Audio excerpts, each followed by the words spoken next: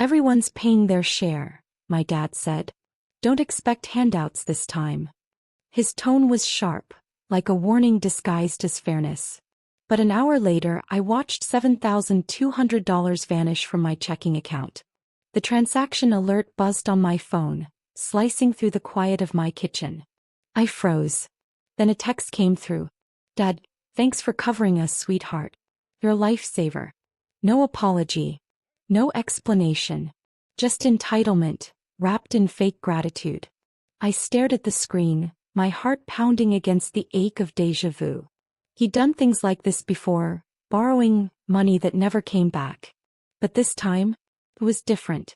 Because this time it was everything I had saved for the family trip he insisted on planning. My name is Emily. And from wherever you're watching this, stay with me. Have you ever been robbed by someone who was supposed to protect you? The smell of coffee on the counter turned sour. I scrolled through my transactions again, hoping it was a glitch. It wasn't. The payment had gone directly into his account. My dad, the man who raced me on lectures about responsibility, had drained me dry. And he didn't even bother to hide it. When I called, he didn't answer. When I texted, he replied with a thumbs-up emoji. Then another message. You'll get it back after the trip. Relax. Relax. That word snapped something inside me. I'd spent years trying to earn his respect, thinking if I worked hard enough, he'd finally see me as more than the family's safety net. But to him, I was just the fallback, the reliable daughter who'd clean up every mess. Not this time. I opened my banking app and stared at the transfer confirmation, my thumb trembling. Then I did something I'd never dared before. I hit cancel. The funds reversed instantly. The balance returned, and with it a rush of quiet satisfaction. Seconds later my phone rang. I didn't answer. I let it buzz until it died, then watched the notifications pile up.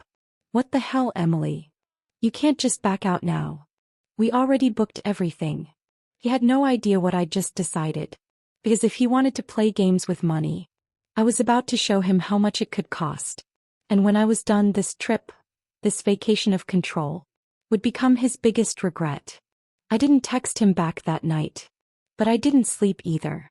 I lay in bed staring at the ceiling fan, its slow rotation matching the hum of thoughts in my head, every blade slicing through years of silence, obedience, and swallowing my own anger. My dad had always called me the perfect one. Straight A student. Stable job. Paid bills on time. Never complained. What he really meant was, I was the easiest to use. He could guilt me into anything with a single line. You know family comes first, right? Yeah. Family. Except when they drain your account and call it love. The next morning I drove to work like nothing happened. The world looked the same. People rushing, horns blaring, sunlight bouncing off car hoods. But inside I was rearranging everything. He thought I'd cancel the reversal out of guilt. He thought I'd call and apologize for overreacting. He thought wrong. I opened my laptop during lunch and started reading the fine print of every reservation tied to our family vacation. The flights. The beach house. The SUV rental. All booked under my account. My card. My name. He'd used me to secure it all like a human guarantee. And now that leverage was mine. At 6 p.m. he called again. This time I picked up. Emily, he said, his voice all business. What's this about the refund? Your mom's freaking out. About the money you took? I asked calmly. I didn't take it. I just moved it for convenience. You'll get it back. When? After the trip. You mean after you spend it? He sighed, that disappointed parent exhale I'd heard my entire life. Don't start this attitude again. You're acting like a stranger. Maybe because you treat me like a bank account. Silence. Then he snapped. You're being dramatic. We can't afford for you to be petty about this. Everyone's counting on you. There was the invisible leash tightening. Everyone's counting on you. I smiled. Small, invisible, dangerous. Don't worry, Dad, I said softly. Everything's still on schedule. I hung up before he could hear the smile in my voice. That night, I logged into the booking site and adjusted the dates on the rental house. Moved them forward by a week, non-refundable. The system confirmed it instantly. Then I changed the car rental pickup to my name only. Finally, I swapped all boarding passes for solo travel. The vacation was still happening. Just not for him. As I closed my laptop, my reflection in the dark screen stared back. Calm, unflinching, almost unrecognizable. Maybe revenge didn't always have to look like rage. Sometimes it looked like a quiet woman finally realizing how much power she'd been handing away, and taking it back one click at a time. The next morning my dad texted, "Everything's still good for Saturday?" I replied, "Couldn't be better." Saturday morning came dressed in sunlight and tension. My phone buzzed nonstop. Texts from mom, group chats full of emojis, my dad sending, "On our way." Like nothing had happened. I watched the messages pile up as I zipped my suitcase shut. Inside it wasn't swimsuits and sandals, just a notebook, my laptop, and a single blue dress. I wasn't flying to Florida for a vacation. I was flying there for closure. At the airport I saw them before they saw me. Dad, loud as always, directing everyone like a general. Mom, smiling too hard, clutching her purse like it was all holding her together. My younger brother, Jason, earbuds in, pretending not to care. And me, the daughter who was supposed to keep things running smoothly. I walked up slowly. My dad grinned like the past week hadn't happened. "There she is," he said. "See? I told you she'd come around." I smiled, small and sharp. Wouldn't miss it. Security was a blur. Boarding was louder. And then, at 36,000 feet, the truth settled in my chest like a secret I could finally breathe through. I wasn't nervous. I was done. When we landed, Dad insisted on handling the car rental, except he couldn't. The agent looked at the reservation, then back at me. "I'm sorry, sir," she said politely. "This rental's under Emily Davis only." My dad frowned. "What? No, we booked this together." I stepped forward, slid my ID across the counter. "She's right," I said. "I'll handle it." The agent handed me the keys with a smile. Dad stared, speechless. "Guess it must have gotten changed somehow," I said, feigning confusion. He muttered something under his breath but didn't push it. I drove us to the rental house. Mom oohed and awed. Jason dropped his bags and vanished into a room. Dad walked around inspecting everything like he owned it. Then, right as the sun started to dip behind the palm trees, I said casually, "Oh, by the way, we have to check out tomorrow." He froze. "What do you mean, tomorrow? We're here for a week." "Not anymore. The booking got moved. Non-refundable." His jaw tightened. "You're joking." "No," I said, watching the color drain from his face. "I guess you should have checked your account sooner." He opened his mouth, then stopped, realizing he couldn't yell without admitting what he'd done. That silence? It was the sweetest sound I'd ever heard. He walked off to call the company, probably to demand an explanation. But there wasn't one to give. I'd already spoken to them. Everything was under my name, my email, my signature. For once, I wasn't the one trapped in his control. He was trapped in mine. Later that night, I sat alone on the porch while they argued inside. The ocean whispered nearby, calm and endless. For years I thought peace was something you found. That night I learned, sometimes you have to build it from ashes. The next morning began with shouting. Not the kind that starts suddenly, the kind that simmers all night and finally explodes when the coffee's too bitter to hide the bitterness between people. I stayed upstairs, brushing my hair, listening. Dad's voice, sharp and echoing. "She's acting like she owns the place." Mom pleading small. "Please, can we just have one nice morning?" Jason groaning. "Can we not do this at 8 a.m.? I stepped out of my room, calm as still water. "Good morning," I said. Dad turned. His face was red, his hand gripping his phone like he wanted to crush it. "They said we only have this house till tomorrow," he snapped. "Care to explain that?" I met his eyes, slow and deliberate. "You booked it under my name. Remember?" He laughed, that humorless, shaking laugh that always came right before he blew up. "Don't play smart, Emily. You changed the dates." "Did I?" He stared, trying to read me. For once he couldn't. Mom moved closer, her voice trembling. "Sweetheart, your dad didn't mean." "Yes, he did," I said softly. He meant every word. Every withdrawal. Every guilt trip. Every time he made me feel like love came with a receipt. Her eyes dropped to the floor. Jason looked away. Dad's mouth twisted. You're being dramatic again. Dramatic. I smiled faintly. You stole $7,200 from me. Then told me not to expect handouts. Tell me, Dad, what's the dramatic part? The theft or the hypocrisy? He slammed his hand on the counter. Mom flinched. Don't talk to me like that in my family. Your family, I said quietly. Funny. I thought we were all paying our share. The silence that followed felt heavy, like a storm waiting for thunder. He turned away first. That's when I knew I had him. Not because I yelled louder, but because I didn't have to anymore. I set my coffee down and looked at Mom. You and Jason should go enjoy the beach. Get some air. He hesitated, then nodded. Come on, Jason. When they left, Dad and I were alone. The quiet was unbearable. He spoke without looking at me. I raised you better than this.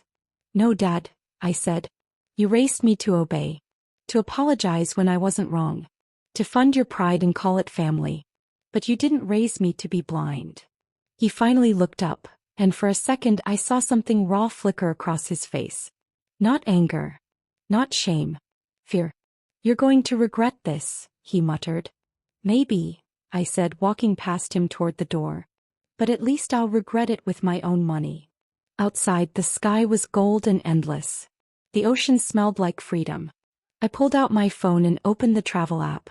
One more click, and every remaining reservation tied to his name disappeared. The screen blinked. Cancellations confirmed. Somewhere inside the house I heard him shout my name. But his voice felt distant now. Like the echo of a life I'd finally stepped out of. By noon my dad's calls had turned into silence. Not peace. Just that thick, waiting quiet that comes when someone's ego is bleeding but still pretending it's fine. He thought he could guilt me into reversing everything again. He didn't understand that the girl he used to control, the girl who apologized every time he raised his voice, wasn't here anymore. I sat by the window sipping coffee, watching him storm up and down the driveway on his phone. Every gesture was familiar. The clenched jaw, the pacing, the blaming tone. He looked like a man losing an argument he thought he'd already won. Mom finally came back from the beach, sunburned and tired. Jason trailed behind her, earbuds in, pretending he didn't exist. Emily, she said gently, your dad's, he's upset. Maybe you could fix this before it gets worse. Fix what? I asked. The trip. The house. He says we're stranded. I looked at her. The same woman who used to hide behind excuses for him, who would say, that's just how your father is. Mom, I said softly, he's not stranded. He's just not in control. She opened her mouth, then closed it. Maybe for the first time she saw it too. That afternoon I packed my bag again. My solo ticket, the one I'd quietly switched, was for a return flight that evening. When Dad saw me roll my suitcase through the living room, he looked up sharply. Where do you think you're going? Home, I said. He laughed, bitter. You're not leaving me here with all these bills. I met his stare. You mean the ones you charged to my card? He stepped closer, lowering his voice. You've made your point. You've embarrassed me enough. Now fix it. There it was again, that tone that turned every conversation into a command. For a long time I thought it was strength. Now I saw it for what it was. Fear dressed as authority. I didn't raise my voice. I didn't cry. I just said, you want the trip? You pay for it. He went pale. You think you can just walk away from family? I'm not walking away from family, I said quietly. I'm walking away from manipulation. He stood frozen as I walked past him. Out the door, down the driveway toward the sound of the ocean. The air felt different now. Lighter. Honest. I pulled out my phone one last time and checked the final piece of my plan. The automatic payments he'd set up from my joint account years ago. The ones that helped him manage bills when I first started working. Every single one. Cancelled. His insurance drafts, his phone plan, the car payment I'd been helping with, gone.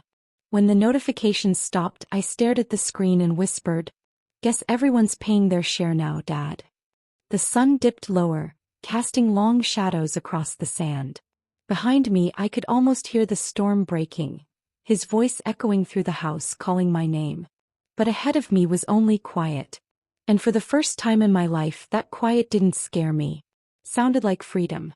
The silence after I left didn't last long. By the time my plane landed back home, my phone was a war zone. Missed calls, voicemails, texts stacked like dominoes. Some from Mom short and pleading. Some from Jason just question marks. And from Dad? A mix of fury and guilt that couldn't decide which mask to wear. You humiliated me, Emily. I can't believe you'd do this to your family. You owe me a call. I didn't owe him anything. I turned off my phone and let the city swallow me. My apartment had never felt more peaceful. The soft hum of the fridge, the still air. No lectures, no sighs, no invisible weight pressing down on my chest. For the first time in years, I didn't have to shrink myself to fit in someone else's version of love. 2 days later, Mom showed up at my door. She looked older, tired in a way that went deeper than sleep. Your dad's furious, she said. He's saying you ruined everything. I let her in, poured her tea and waited. She looked around my apartment like she hadn't really seen it before. The plants, the books, the quiet. Is this what peace looks like? She asked softly. Something like that, I said. Then she sighed. You know, he's not used to people saying no to him. Especially you. That's the problem, Mom, I said gently. He's never had to face what no feels like. And now he's mistaking it for betrayal.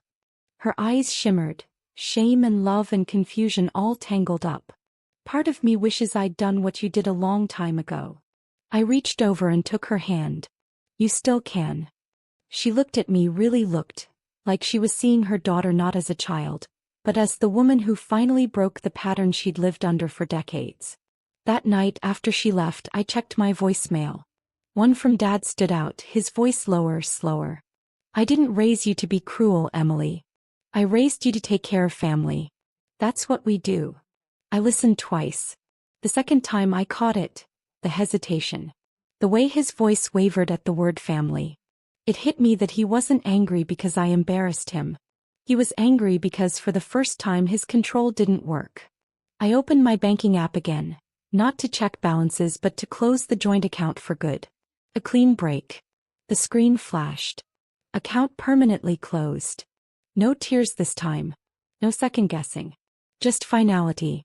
As I stared out the window that night, the city lights flickering below, I realized something I'd never seen before. Freedom doesn't come when you stop caring. It comes when you stop funding someone else's power over you. And the more I thought about it, the clearer it became. This wasn't the end. It was the beginning of my life without strings. It didn't take long for my dad to make his next move. A week after closing the account, I got a letter from the bank, an overdraft notice. My name was still tied to one of his old business accounts. He tried to transfer money from it, money that wasn't there. It was his last lever of control. And now it was snapping. I called the bank, cleared my name and had my signature removed permanently. As I hung up, my hands were steady, steadier than they'd ever been. Minutes later my phone rang. Dad. I answered this time. Emily, he said. His voice was tired but sharp enough to cut. You think you're teaching me a lesson? You're just hurting your family. I leaned against the counter. No, Dad. I'm teaching you boundaries. You just don't like the price. He scoffed. Boundaries? You're tearing this family apart over a vacation. It wasn't about the vacation, I said quietly. It was about the way you treat people, like they owe you everything even when you've given them nothing but control. He didn't respond. Do you even hear yourself? I asked. You drained my account and I was supposed to smile and say thank you. His silence was thicker now. Then a soft, bitter laugh. You always thought you were better than me. That hit deeper than I wanted it to. No, I said. I wanted to be loved by you. But I finally realized, love that demands silence isn't love. It's debt. He hung up without another word. That night I went for a walk. The air smelled like rain, heavy and metallic. Every step felt like shedding old skin.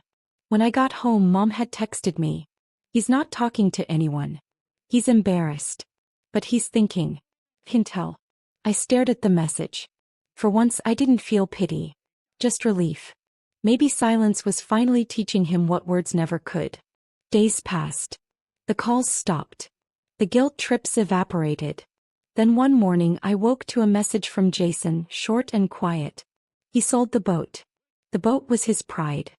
His symbol of success. He'd bought it years ago with money he didn't have. Money that came from me in ways I didn't see back then. I didn't reply. I didn't need to. Because for the first time I wasn't the one cleaning up his mess.